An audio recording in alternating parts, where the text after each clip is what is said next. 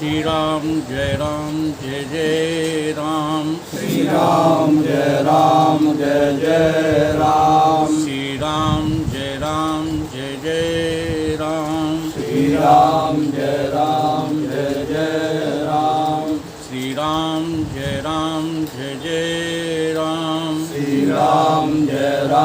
जय राम सच्चिदानंद भगवान की जय सनातन धर्म की जय सतगुरुदेव भगवान की जय।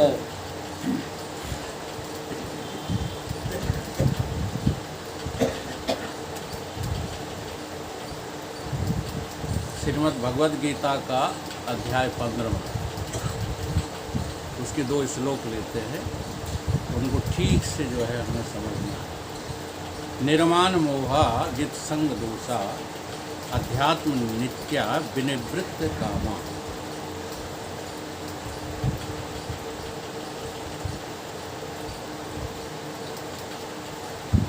पूरा करना। द्वंद्वौ विमुक्तौ सुख दुख संज्ञा। द्वंद्वौ विमुक्तौ सुख दुख संज्ञा। हाँ, क्या है? गच्छन्ति अमूढ़ा। मूढ़ा शब्द नहीं है, गच्छन्ति अमूढ़ा पदम अव्ययम पदम अव्ययम तत्। अब देखो जो है ये श्लोक जो है तुम्हारे स्वरूप का वर्णन कर रहा है, लेकिन उसका आपको निगेटिव जो है पॉइंट भी लेना पड़ेगा।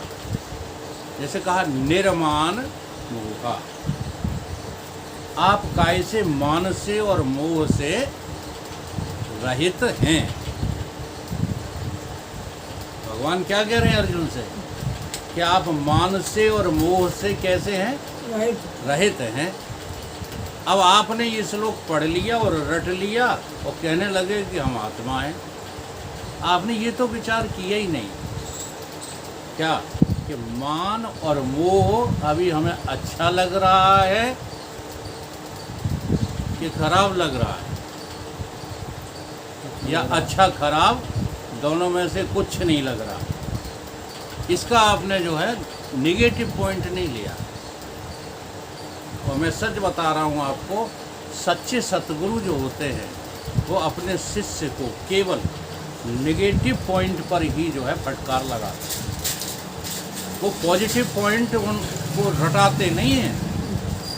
हाँ, वो तो ये कहते हैं मान और मोह की परीक्षा करो। तुमको मोह और मान खत्म हो गया तो मान किसका होता है? मान किसका होता है? जैसे फूल माला मैंने अभी पंडित जी को पहनाई, ठीक है, अब ये मेरा मान हुआ, ये किसको हुआ? बहुत गहराई से बताओ।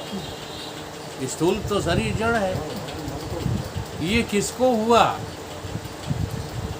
कि आज सभा में मुझे माला पहनाई गई तो मेरा मान हुआ।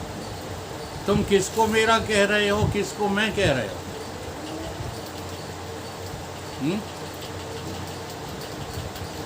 आप अपनी सूक्ष्म स्थिति को मैं कह रहे हो और स्थूल देह को मेरा कह रहे हो। इसलिए तुम इस मान में और इस मोह में फंस गए। ठीक है, अगर तुम आत्मा को मैं कहते और आत्मा को ही मेरा कहते, आत्मना तुष्टा, तो न तुम्हें मान होता न तुम्हें मोह। ऐसा तुम कह नहीं पाओगे, ऐसा तुम देख नहीं पाओगे। क्यों? क्योंकि जो है मोह की डगर पहले हमको छोड़ना पड़ती है। मान, जहाँ मान होता रहता है उस स्थान पे जाना पहले बंद करना पड़ता है। हाँ, पहले अपने आप को ठोकना पीटना पड़ता है। अब उसके लिए हम तैयार नहीं हैं। और नहीं तो बारीकी से आप जो है परीक्षण करके देखो आप जिन लोगों के लिए लगे हो उनसे मान चाहते हो कि नहीं चाहते? बता दो। तो यही हम कहते हैं कि तुम्हारे बच्चे तुम्हें कितना प्यार करते हैं, तुम्हारी पत्नी तुम्हें कितना चाहती है, तुम्हारे पड़ोसी तुम्हें कितना चाहते हैं। एक बार तुम जो उन्हें दे रहे हो वो देना बंद कर दो। करके दिखाओ, तुरंत पोल खुल जाएगी कि तुम्हें कौन कितना चाहता है। समझ में आ रही बात कि नहीं? तो निर्माण मोहा, तुम मोह और मान से रहित हो, वहां तक की यात्रा करो। जित संग दोषा, और जीतना क्या है? आसक्ति को जीतना है। आसक्ति एक दोष है। हमको मजा आता है आसक्ति में, आसक्ति में मजा आता है। किसको आसक्ति कहते हैं? आसक्ति किसको कहते हैं? एक चीज से दूसरी चीज के मिलने के भ्रम को आसक्ति कहते हैं। देखो कितना सरल है आसक्ति का छूटना, वो कितना कठिन है आसक्ति का छूटना। अगर तुम जबरदस्ती आसक्ति छोड़ना चाहो तो नहीं छूट सकती। और एक बार तुम्हारी समझ में आ जाए कि अरे ये तो मेरा भ्रम था, ये क्या था? भ्रम। भ्रम न सके को उतार। और एक बार भ्रम समझ में आ गया तो बता दो फिर आसक्ति है। जित संग दोषा, अध्यात्म नित्या। तुम कैसे हो? नित्य। नित्य तुम जो है करंट में आने वाली आत्मा हो। अध्यात्म, नित्य अध्यात्म। ठीक है? इंद्रियों को अध्यात्म अंग कहा गया है। क्यों कहा गया है? क्योंकि इंद्रियों में ज्ञान तुम्हारा अपना है, स्वरूप का है, न कि इंद्रियों का। आँख देख सकती है तुम्हारे बिना, कान सुन सकते हैं तुम्हारे बिना, नाक सूंघ सकती है तुम्हारे बिना, रसना रस ले सकती है तुम्हारे बिना, है? तो खाते समय, सुनते समय, सूंघते समय तुम सजग हो कि नहीं? अगर सजग हो तो ये विषय तुम्हारा कुछ भी बिगाड़ नहीं सकते। और असावधान हो तो आपको पता ही है, सावधानी हटी कि दुर्घटना घटी। अगर आप सजग हैं, आज हमारे हितैषी आए नहीं, हाँ, वो हमें सिखाते रहते हैं, वकील साहब कम मीठा खाया करो, कम मीठा खाया करो। वो अपनी तरफ ध्यान ही नहीं देते कते। इसलिए उनकी स्थिति पहुंच गई है कहाँ? ये किडनियों के ऑपरेशन पर। ठीक है? तो तुम सिखाते ही सिखाते रहोगे कि खुद भी सीखोगे। तो मुझे देखते हो खाते हुए मीठा, अगर मैं तुमसे कहूँ कि मैं खाता ही नहीं हूँ, तुम कहो कैसे बेवकूफ़ बनाते हो। इस शरीर को जो है बैलेंस चाहिए, और उस बैलेंस को रखने के लिए हम बाहर इधर उधर थोड़ा सा मीठा खाते रहते हैं। अरे हेल्थ बता देती है, शकल बता देती है, हाँ, कि तुम स्वस्थ हो क्या स्वस्थ हो। समझ में आ रही बात? तो जित संग दोषा, अध्यात्म नित्या। नित्य जो है तुम अपने को आत्मा देखना शुरू करो, शरीर नहीं। अध्यात्म नित्या। विनिवृत्त कामा, और काम से अपने को क्या देखो? अच्छा, अब तुम्हें काम से निवृत्त होना है कि काम नाम की कोई चीज़ है नहीं, ये जानना है। जब शिव तीसर नैन उघारा, चितवत काम भयो जर छारा। ठीक है? अब जरा देखना, काम यदि जल जाए तो फिर वो दोबारा क्यों आ जाता है? जल गया काम, फिर दोबारा क्यों आ गया?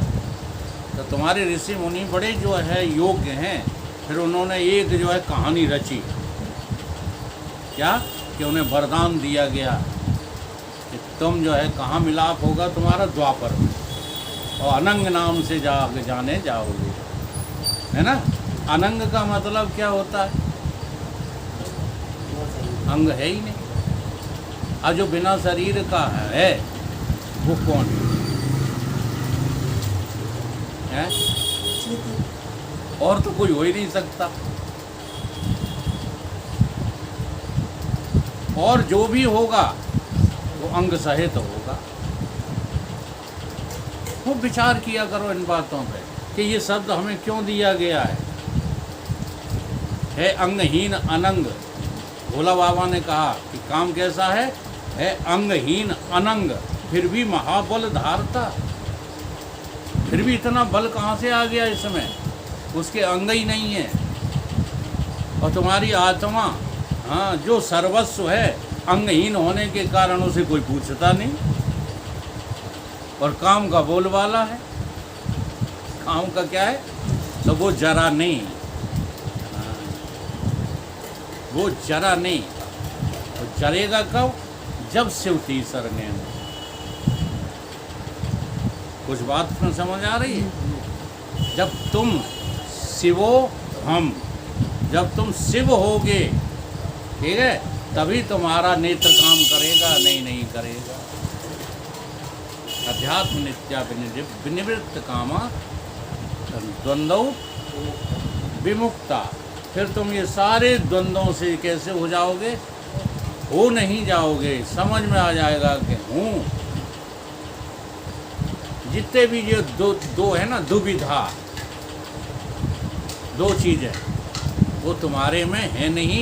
ये तुम्हें समझ में, न सुख है न दुख, न जन्म है न मृत्यु है, न अनुकूलता है न प्रतिकूलता है, न मेरा है न तेरा है। जहाँ भी द्वंद्व है वहाँ आत्मा नहीं है। द्वंद्व माने महाभारत, ठीक है, निर्द्वंद माने रामायण। ये हमारी अलग व्याख्या है। द्वंद्व माने महाभारत। महाभारत उसी को कहते हैं। जी हाँ, ऐसी कहीं कोई घटनाएं हुई होंगी, हमें कोई एतराज़ नहीं है, क्योंकि हम हिंदू हैं, इसलिए हमें एतराज़ नहीं है। लेकिन महाभारत तो तुम्हारा जो है क्षेत्र, अंतःकरण, यही द्वंद्व मचा हुआ है। किसी में दुर्योधन है, किसी में दुष्टुर है, ठीक है, इसी में कर्ण है, इसी में अर्जुन है, इसी में सारा आसुरी संप्रदाय है, और इसी में सारथी कृष्ण है। सब कुछ इसी में है। जागट भीतर राम विराजे, जाई में ठाकुर का साधु हरि बिन जग अंधियारा। जगत में और कुछ है नहीं। द्वंद्व विमुक्ता सुख दुख संज्ञा। ये सुख दुख के जितने भी सुख दुख आदि लगा के जितने भी दो हैं, सबसे रहित हो तुम। तुम्हारे में द्वंद्व है ही। आगे क्या है श्लोक? गच्छन्ते अमूढ़ा। अब जो है किस तरफ जाना चाहिए? अमूढ़ को। मूढ़ तो इसी में जा रहे हैं, द्वंद्व में जा रहे हैं, मान में जा रहे हैं, इज्जत चाहते हैं, मूढ़ हैं वे सब। अगर तुम्हें इज्जत अच्छी लगती है तो मूढ़ हो। देखो, हम हो चाहे तुम हो। समझ में आ रही कि नहीं? अब जरा देखो, अगर तुम कहानियों और किस्सों पर तर्क वितर्क करते रहोगे तो कभी सच्चाई नहीं पकड़ पाओगे। दुर्योधन ने ग्वाला कह दिया, किसको? कृष्ण को कह दिया। तुरंत सारी सभा चौकन्नी हो गई। यह तो अपमान हो गया। वासुदेव कृष्ण का अपमान हो गया। अच्छा, वासुदेव कृष्ण को अपमान लगा हो चाहे न लगा हो, उन्हें तो लगने का सवाल ही नहीं, क्योंकि वो तो पूर्ण ब्रह्म है। लेकिन वहाँ जो घटना दिखाई, उस घटना से तुमने भी अंदाज लगा लिया कि नहीं, मान और अपमान तो होता है। लगा लिया कि नहीं? क्या किया कृष्ण ने? कई विराट रूप दिखा दिया। किसको? पूरी सभा को। अब ये तो तुमने प्रसंग पढ़ा, देखा, सुना, लेकिन उसमें एक जो बारीकी थी वो तुमने न पढ़ी, न देखी, न सुनी। वो विराट असुरों को नहीं दिखाई दिया, केवल भक्तों को दिखाई दिया। किसे दिखाई दिया? भीष्म पितामह को, द्रोणाचार्य को, कुल गुरु को, विदुर को, इनको सबको दिखाई दिया, लेकिन आसुरी संपदा को किसी को भी दिखाई ही नहीं दिया। तो उस कथा का अर्थ मान अपमान भगवान कृष्ण में है, ये सिद्ध करना है क्या? मान अपमान से वो रहित हैं, ये विराट स्वरूप का अर्थ होता है। तुम भी विराट हो, तुम अपने स्वरूप को देखते नहीं। बस न मान है तुम्हारा, न अपमान है, न सुख है तुम में, न दुख है, न जन्म है, न मृत्यु, ये कुछ भी नहीं है। कब? जब तुम कहाँ बढ़ो? अमूढ़ता की तरफ बढ़ो। मूढ़ता को त्याग नर, स्वरूप माहे प्रवेश कर, स्वरूप में प्रवेश कर, मूढ़ता को जो त्याग कर अमूढ़ हो जाओ। गच्छन्ति अमूढ़ा। फिर कैसे निकलोगे? यदि अमूढ़ हो गए तो अव्यय निकलोगे, अविनाशी निकलोगे, परम पद वाले निकलोगे। तुम्हें किसी पद की आवश्यकता नहीं रहेगी। ये सब होगा कब? जब तुम्हें जो है अगला श्लोक पता लगेगा। इसमें एक अगला श्लोक आता है, न तद्भाष्यते सूर्यो न शशांको न पावका यद गत्वा न निवर्तन्ते तद्धाम परमम मम। जिसको जो है, जिसकी गति यहाँ सूर्य पहुँच नहीं सकता। सूर्य माने यहाँ सूर्य नहीं पहुँच सकता, ठीक है? चंद्रमा नहीं पहुँच सकता, अग्नि नहीं पहुँच सकती। तीन बातों को लिया है सूत्र। न तद्भासते सूर्यो न शशांको न पावका, ठीक है? अब ये इनका क्या अर्थ है? सूर्य का आत्मा तक न पहुँचना। क्या अर्थ है इसका? हाँ, सीधा सा अर्थ है। तुम जाने कितना बड़ा अर्थ लगाते रहते हो और गुमराह हो जाते हो। जिस तत्व को आंखें देख नहीं सकती, ठीक है? अग्नि माने वाणी, वाणी की पहुंच नहीं है कि तुम यहाँ स्टेज पे आकर के कहने लगो चाहे कुछ, तुम ज्ञानी हो गए, ऐसा नहीं है। वाणी पहुंच नहीं सकती और मन भी तुम्हारा पहुंच नहीं सकता। अब जरा इस प्रक्रिया को, ये वेदांतिक प्रक्रिया है, इसलिए मैंने ये दोनों श्लोक उठाए, इसको समझो। बाहर से विषय कहाँ पहुँचता है? बाहर से विषय जो है कहाँ पहुँचता है? देखो विषय की पहुँच कहाँ तक है? या इंद्रियाँ पहुँचती हैं विषय तक, ये भी एक प्रक्रिया है। ध्यायतो विषयान पुंसा, और ये भी एक क्रिया है। हाँ, कहा भी जाता है, जरा विचार करके देखो। अभी अभी सत्संग सुनते सुनते तुम्हारा मन तुम्हारे घर पर पहुंच गया, मान लो। कहाँ पहुंच गया? या घर तुम्हारे मन में आ गया? कौन सी क्रिया सही है? ले अभी कह रहे थे मन पहुंच गया, अब कहने लगे घर मन में आ गया। क्या सिद्ध हो रहा है इससे? इससे ये सिद्ध हो रहा है न तुम्हारा मन सत्य है न घर सत्य है। ये सिद्ध हो रहा है। आया कहे सो बावरा, गया कहे सो कूर, आया गया कुछ नहीं, ज्यों का त्यों भरपूर। अगर तुम ना होते, चलो हम दूसरी एक चीज़ और पूछते हैं, जो प्रायः हम पूछते रहते हैं। आप अपने मन को बाड़े पे पहुंचा दो। कभी गए हो ग्वालियर बाड़े पर? सब लोग गए हो? पहुंचा दो। पहुंच गया है? अब हमारा मन बाड़े पे हो आया, ये कौन जान गया? तुम कहाँ थे जब मन गया था बाड़े पे? तब पूजा करो प्रश्नों को। तुम कहाँ थे जब मन तुम्हारा बाड़े पे गया था? तब तुम कहाँ थे? हैं? अलग अलग जवाब दे रहे हो। मन के पीछे थे, पीछे गए थे? मन के पीछे ही तो लगे। नहीं समझ में आ रही बात, इसीलिए तो कहते हैं कि वेदांत की प्रक्रियाओं का फल। मन के गया थोड़ी देखी हुई चीज कल्पना कर ली। ना, ये भी बात सही नहीं है। हम तो पहुंचा रहे हैं ना। मन पहुंच गया बाड़ी पर, चद्दर खरीदी, पेंट खरीदा, ठीक है। ये जाना कौन? तुमने जाना, तो तुम मन के साथ गए थे। तुम तो यहाँ बैठ, देखो तीन चीजें बनती हैं। तुम मन के साथ गए थे, मन वहाँ गया था बाड़े पर, और तुम्हारा शरीर यहाँ बैठा था। अब बताओ तुम जान कैसे गए?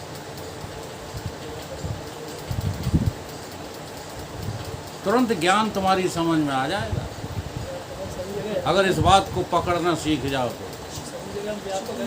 हाँ, ये है जवाब। हरि न कहो, अब क्या कहो? अहम व्यापक सर्वत्र। तुम्हारी दम निकलती है मैं कहने में। क्यों क्यों डरते हो? क्योंकि अभी संसार में लड़ुआ चाहिए, अभी बटेंगे, लड़ुआ आ गए, रोकना नहीं। ये हमारे सेफ्टी गार्ड है अब किशन बाबू। समझ में आ रही कुछ बात के नहीं? तुम व्यापक हो, तुम इतने बड़े जो है, कौन सा मोहल्ला है? यही मोहल्ला के मकान के मालिक नहीं हो, होश में आ जाओ। तुम एक स्त्री के पति नहीं हो, ये होश कर लो तो ये वाला सूत्र तो अभी घट जाए। न तद भास्यते सूर्यो न शशांको न पावका, है यद गत्वा न निवर्तन्ते तद धाम परमम मम। वो मेरा घर है। कौन सा? हो वासी व देश को, जहाँ पार ब्रह्म को खेल दिया चले अगम का, बिन बाती कहीं कुछ भी होता रहे तुम सब जानते हो। जानने का अर्थ तुम लगाते क्या रहते हो? बुद्धि के द्वारा जानना। अब इसी में मेहनत हमारी बेकार चली जाती है।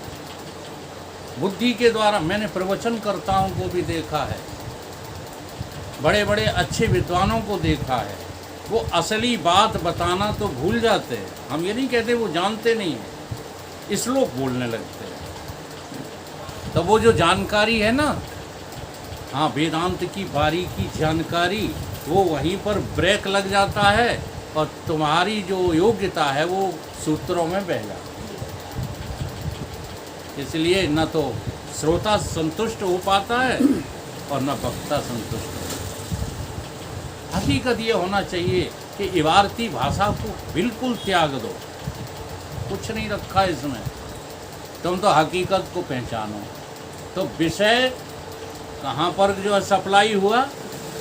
इंद्रियों को। विषय कहाँ तक पहुँचा? विषयों की पहुँच कहाँ तक है? बातें न करो, सबकी बात जो है समझने योग्य है। इंद्रिय कहाँ, वो विषय कहाँ तक पहुँच पाएंगे? यहाँ से आगे नहीं बढ़ पाते। हाँ, इसलिए क्या कह दिया है गीता में? एक जगह भगवान ने ये भी कह दिया है, क्या कह दिया? इंद्रियां अर्थेषु वैराग्य, कह दिया कि नहीं? तुम चाहो तो विषयों को यहाँ से आगे ना बढ़ने दो, लेकिन तुम्हें होश ही नहीं है अपना, इसलिए इंद्रियां सप्लाई कर देती हैं कहाँ? मन को। इंद्रियों से ये विषय कहाँ पहुँच जाता है? मन में। अब ये जब मन में पहुँच जाता है तो बड़ा भारी उत्पात खड़ा हो जाता है। अब ये नहीं मानेगा। हाँ, मन मतंग मानत नहीं है। हाँ, मन मतंग मानत नहीं। जौलों ढका न खाए, जैसे कुआरी कन्या और गर्भ रहे पछताए। ऐसा है तुम्हारा मन, सबसे बड़ा दुश्मन है तुम्हारा मन।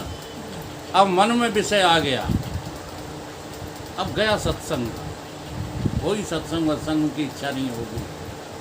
अब तो ये मन जो है उधर को ही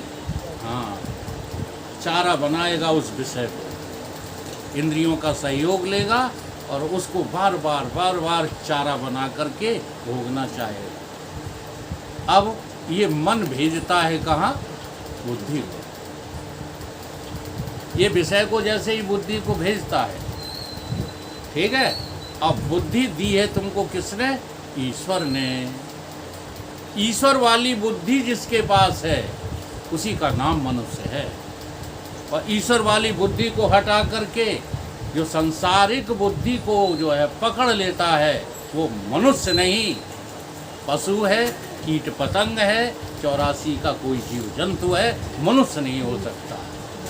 तो ईश्वर ने क्यों बुद्धि दी थी बताओ?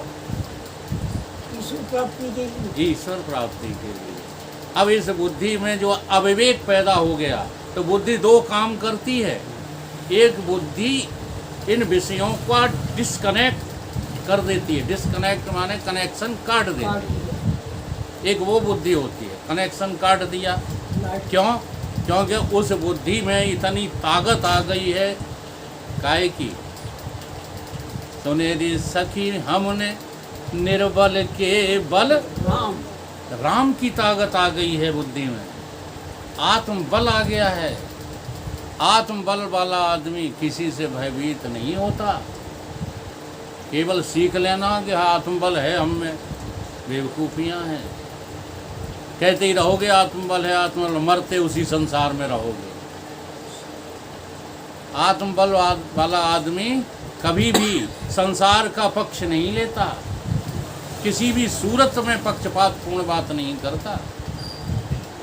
हमने एक ऐसे स्वामी रामानंद जी देखे हैं, क्योंकि अभी युग पुरुष जी से बरतने को हमें मिला नहीं तो मेरी नॉलेज में आज तक ऐसा दूसरा महापुरुष मैंने देखा ही नहीं। इतना आत्मबल था उनमें। हाँ, तुम्हारे यहाँ रोटी खाते हमेशा और तुम्हारी गलती है पकड़ में आ गई, कह देंगे साहब मिस्टर ये काम छोड़ दीजिए। ये नहीं है कि हम साधु हैं अब इनसे बिगाड़े नहीं, हमें रोटी खिलाते हैं। नहीं होता आत्मज्ञानी के अंदर। आत्मज्ञानी के अंदर वो बल आ जाता है कि वो पक्षपात पूर्ण बात नहीं करता। कैसा करता है? पक्षपात रहित। इसलिए ग्रंथ भी लिखा आत्मज्ञानी ने, पक्षपात रहित अनुभव। अब उस ग्रंथ को यदि आप लोग पढ़ रहे हैं अभी तो आपकी पुराणों में आस्था ही खत्म हो जाएगी। इतना ऊंचा ग्रंथ है। साफ साफ बाबा ने उसमें कह दिया है, कहीं कुछ आज तक हुआ ही नहीं है, तुमको तो केवल भ्रम हो रहा है। हाँ, न कहीं राम पैदा हुए, न कहीं रावण हुआ, न कहीं सीता हुई, कुछ नहीं हुआ। तो क्या हुआ कि जो कुछ हुआ सो तू ही हुआ, तेरे अलावा और कहीं कुछ हुआ। ये पक्षपात रहित बात है, पक्षपात रहित बात। यही श्रुतियाँ जो है सिद्ध कर रही हैं, ना कुछ हुआ है कुछ हो रहा है। तुम्हें सिर्फ होने का भ्रम हो रहा है। किसकी वजह से? अपनी वजह से, और कोई वजह थोड़ी है। अब इसमें अगर वजह है तो केवल जो है अविद्या है। एक बार जो है प्रश्न किया, अविद्या समझते हो? ये जो कुछ भी संसार में हो रहा है इसकी सही स्वरूप स्थिति न देखने देने का नाम क्या है? अविद्या है। ये हमारे चौहान साहब गाया करते थे, अविद्या कहाँ से आई? अरे कहीं से आई थोड़ी है, तुमने खुद खड़ी कर ली है। अपने को न जान करके तू जो है भ्रमित हो गया। तो अकबर ने जो है बीरबल से पूछा, ये बीरबल हमने हिंदू शास्त्रों में सुना है, अविद्या अविद्या अविद्या क्या होती है? क्या तू इसका प्रश्न का जवाब दे सकता है? मुझे प्रैक्टिकल जवाब चाहिए। अकबर प्रैक्टिकल मांगते थे। बीरबल ने कहा बिल्कुल दूंगा महाराज, लेकिन 1 महीने का समय चाहिए।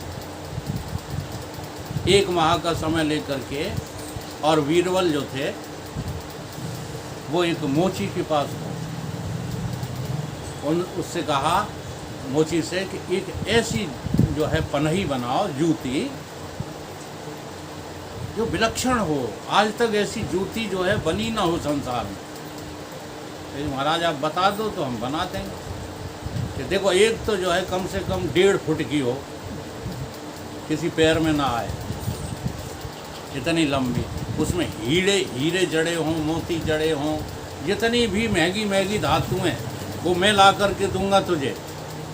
ऐसी जड़ना कि हाँ चमके, दिव्य हो जाए, जैसे दिव्य मूर्ति चमकती है, बना दूंगा महाराज। बनाई मोची ने, जोड़ी बनाई। एक तो रख ली जो है बीरबल ने, और एक जाकर के मस्जिद में फेंकाए। कहाँ फेंकाए? मस्जिद में। सवेरे लोग जो है नमाज पढ़ने के लिए आए, अजान करने के लिए, तो वो जूती को देखा तो आश्चर्यचकित रहे।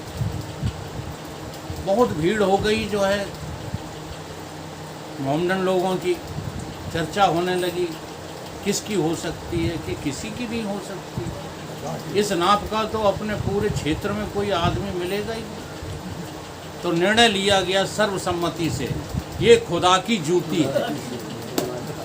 किसकी जूती है? खुदा की जूती है।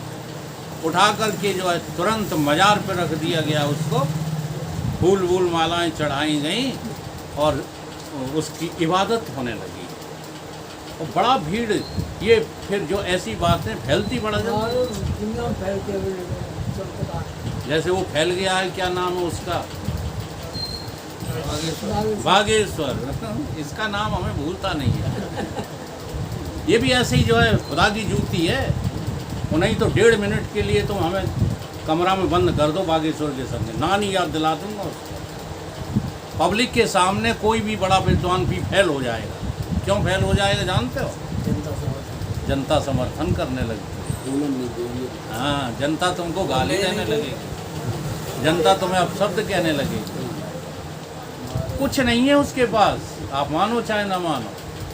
एक छोटी सी जादूगरी की पिटरिया है, उसी के सहारे वो इतना नाम और दौलत कमा रहा है। अधिक इतने मूर्ख हो गए हिंदुस्तान में, ये सिद्ध कर रहा है। भीड़ भाड़, भीड़ क्या है? भाड़। और आदिगुरु शंकराचार्य तो श्लोक बनाकर कहते हैं कि ये जो मनुष्य का समुदाय है, मतलब समाज क्या है? भेड़ों का समुदाय का नाम समाज है। देखो इन्हें संत कहते हैं। है किसी में हिम्मत? तुम समाज के डर से सच्चा प्रवचन नहीं कर सकते, तुम समाज के डर से सत्य बात नहीं बोल सकते, लेकिन संत चूकता नहीं है। अब वो जूती पड़ी है साहब, इबादत हो रही है, खूब भीड़ भाड़ इकट्ठी हो रही है। धीरे धीरे धीरे धीरे अकबर को ये खबर लगी, हाँ, कि खुदा की जूती प्रकट हुई है। अकबर बादशाह खुद मस्जिद में पहुँचे, उन्होंने भी बाकायदा उसी तरह से सिर झुकाया। हाँ, वहाँ का हिंद का बादशाह, वो किसको सिर झुका रहा? बलवीर की जूती को। ये युक्ति है किनकी? हिंदुओं की। आज हिंदू अपने माता पिता को जो है तरसाते हैं, मारते हैं, विरोध करते हैं, और झंडा हिंदू का लिया। हिंदू हो तुम? 2 कौड़ी के नहीं हो, काहे कि हिंदू हो। ये प्रवचन करना हम बंद नहीं करेंगे, चाहे जितनी बुरी लगे। अगर हिंदू तुम्हें स्वीकारता है तो पहले अपने आधार को ठीक करो। जिस घर में माता पिता दुखी हैं, उस घर के लड़के हिंदू हो ही नहीं सकते। कहीं ना कहीं कोई मुसलमान आके हमारी कोख से जन्म आए। जी हाँ, बर्बाद हो रहे हो तुम लोग, इसीलिए तो हो रहे हो।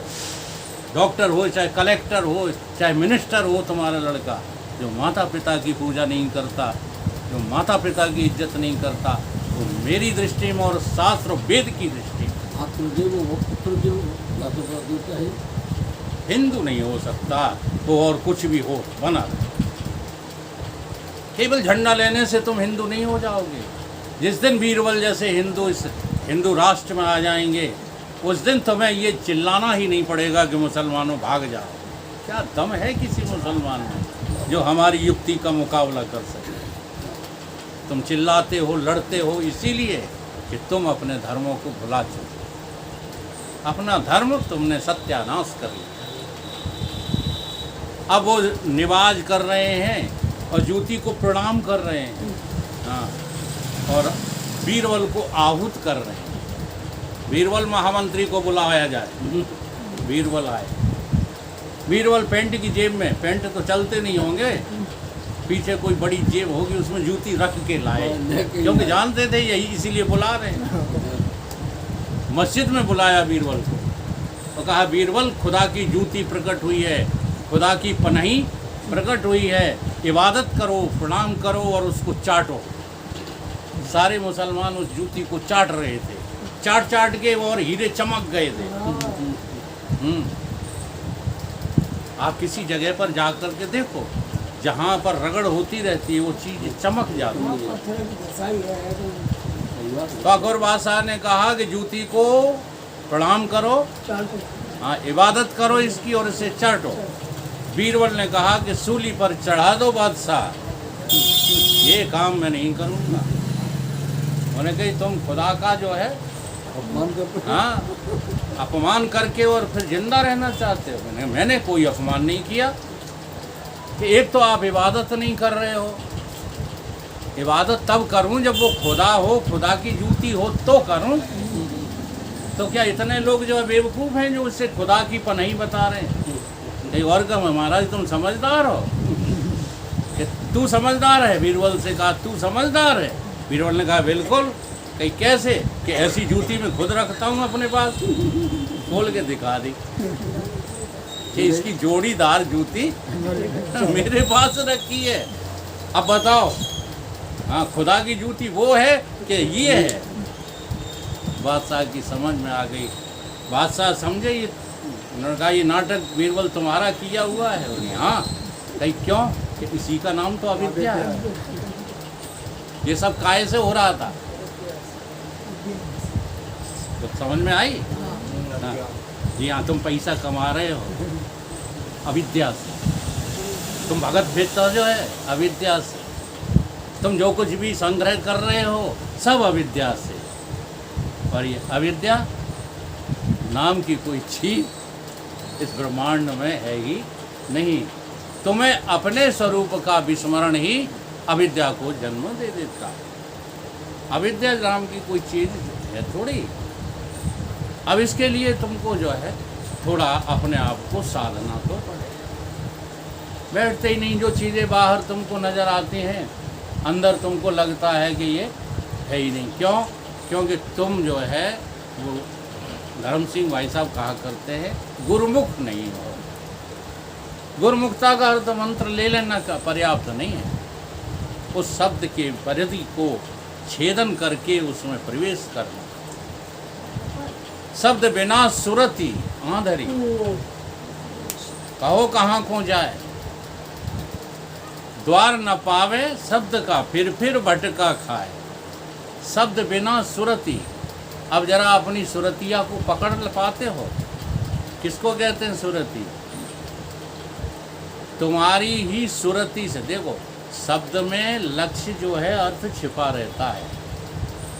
सुरती का एक अर्थ जो है शाब्दिक शक्य अर्थ है याद करना। ठीक है, याद करना सुरती।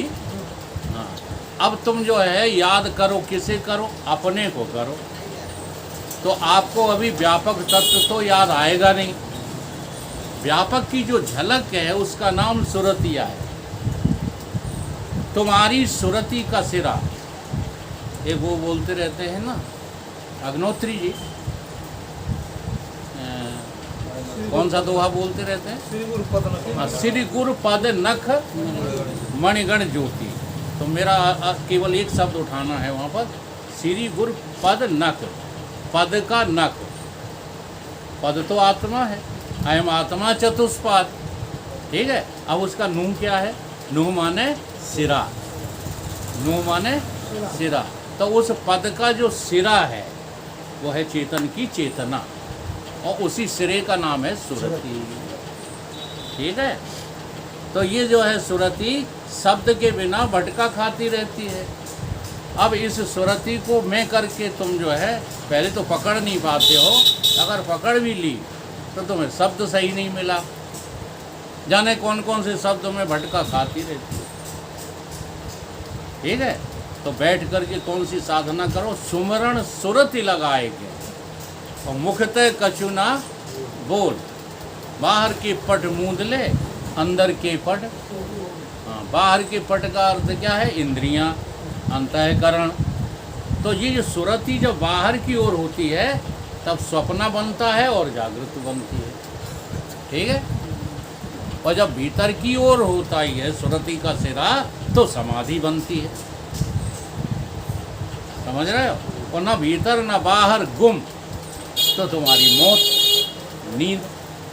नींद माने मौत, या निशासर भूतानाम तस्याम जागृति संयम। नींद माने क्या, मौत। तो सुरति का सिरा बाहर है, बना रहने दो, कोई नुकसान नहीं है। स्वप्न के मजे लो, जागृति के मजे लो, देखो मजे लेने का मतलब क्या चल रहा है, मेरी ही सुरतिया से तो सब चल रहा है। और जब अंदर उसको ले जाओ सुरति को तो कहीं कुछ नहीं। जब शून्य शिखर पर पहुंचोगे, हाँ, तो तुम्हारा ही जलवा है, सब जगह तुम ही जो है दिखाई दे रहे, तुम ही सुनाई दे रहे हो, तुम्हारा ही तुम्हारा सब कुछ है। जो बाहर सुनते हो, देखते हो, चखते हो, सब भीतर भरा पड़ा है। अमृत के जो है खजाने भरे पड़े हैं, लेकिन उसका जो है आनंद लेते ही नहीं, बाहर की तरफ अमृत देखते रहते। तो सुरति का अर्थ क्या है, तुम्हारी चेतना का सिरा। ठीक है, इस सुरति को तुम पकड़ भर लो तो तुम्हारी ये सारी समस्याएं, जाप मरे फिर अजपा मरे, अनहदहू मर जाए, और सुरत समानी सत्य में, सुरत समानी शब्द में एक ही बात है, सत्य ही शब्द है, शब्द ही सत्य है, राम नाम सत्य है, सत्य ही राम नाम है, दूसरा कोई राम नाम नहीं। तो इस सुरति को कहाँ जोड़ दो, गुरु उपदेश में। गुरु उपदेश क्या है, अब गुरु उपदेश भी भूल गए, क्या है गुरु उपदेश, क्या जादू पढ़े आई रे मोरी बाकी सुरतिया, क्या जादू पढ़े आई रे मेरी बाकी सुरतिया, क्या जादू पढ़े आई रे मोरी बाकी सुरतिया, क्या जादू पढ़े आई रे मेरी बाकी सुरतिया, स्वर व्यंजन जहाँ एक नाही, स्वर व्यंजन जाए कौनाई, ना तो स्वर मिलेंगे वहाँ ना व्यंजन मिलेंगे, यानी पूरी ओलम 12 मासी एक भी वहाँ नहीं मिलेगा। कहाँ, हाँ, जहाँ सुरति को समाना है। स्वर व्यंजन जहाँ एक नाही, स्वर व्यंजन जाए कौनाई, कलम दबात न को स्याही, कलम दबाए न आई, सतगुरु ने लखाई रे मोरी बाकी सुरतिया, सतगुरु ने लखाई रे मेरी बाकी सुरतिया। बैठ कर के जो है ध्यान साधना किया कर।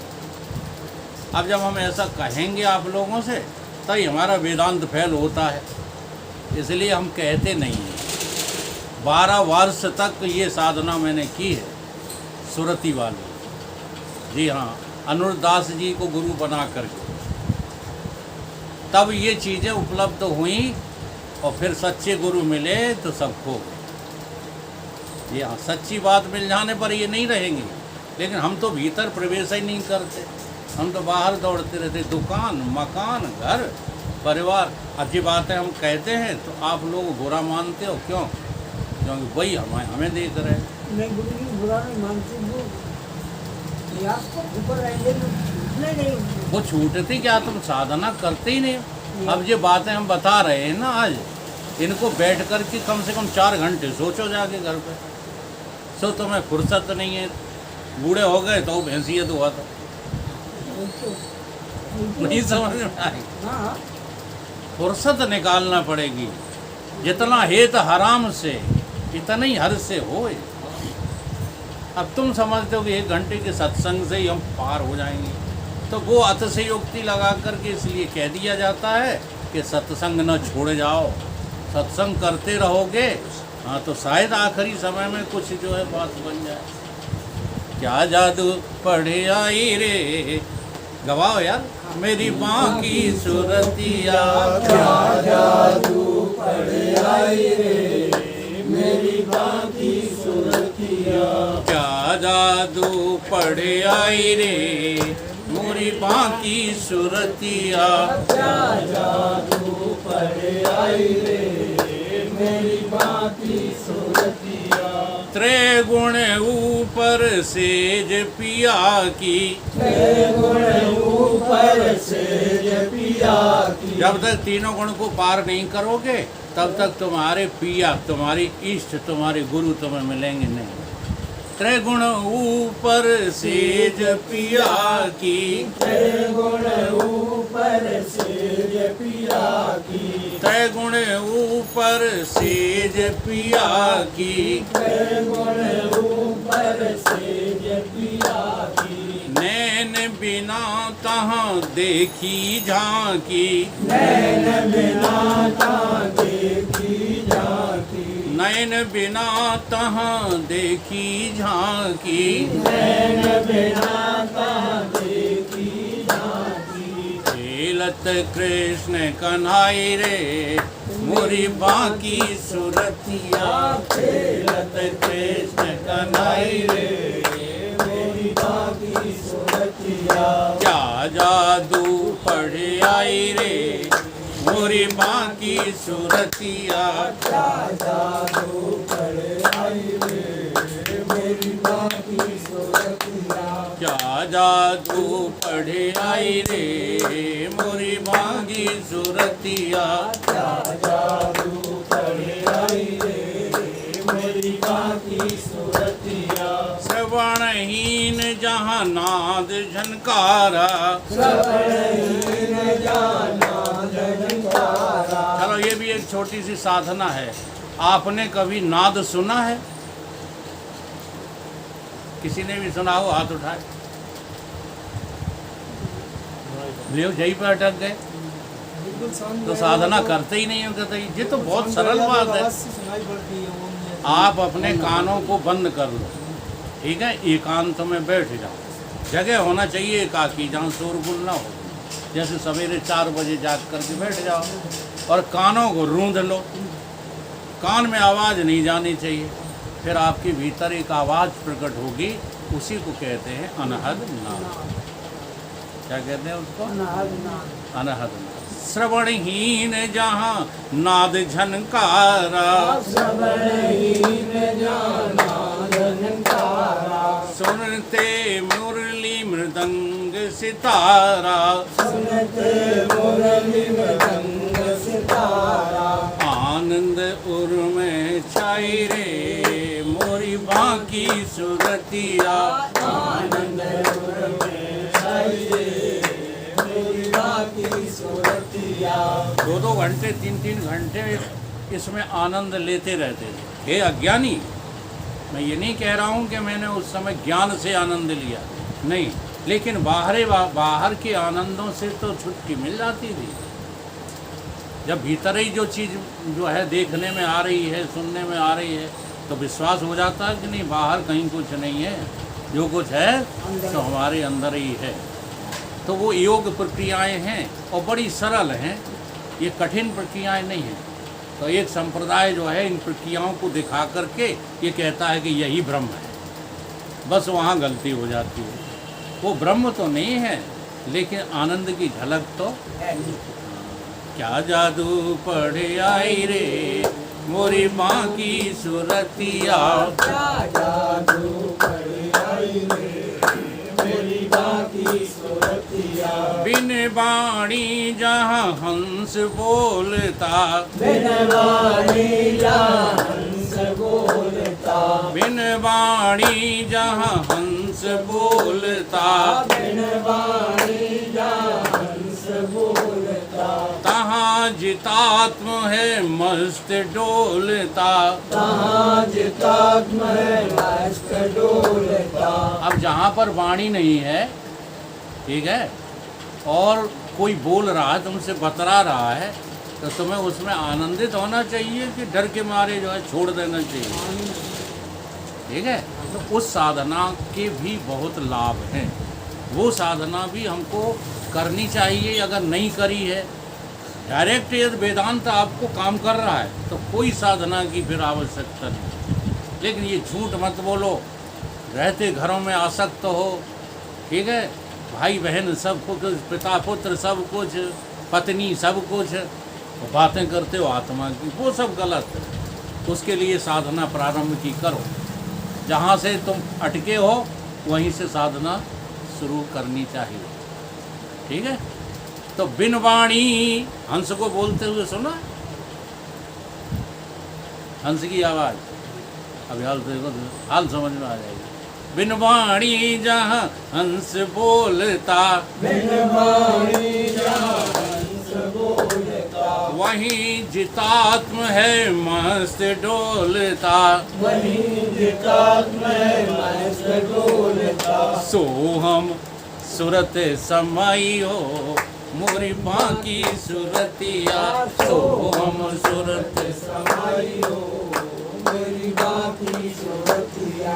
हंसा सो हम, हंसो सो हम, ये बोला जाएगा मुँह से, वो तो अंदर चल रहा है, नहीं चल रहा है। सो हम सुरते समाई हो मोरी बाँ की सूरतिया। सो हम सूरत समाई हो मोरी माँ की सूरतिया। क्या जादू पढ़े आई हो मोरी बाँ की सूरतिया। क्या जादू पढ़े आई हो मेरी माँ की सूरतिया। बोलिए सतगुरुदेव भगवान की जय। ये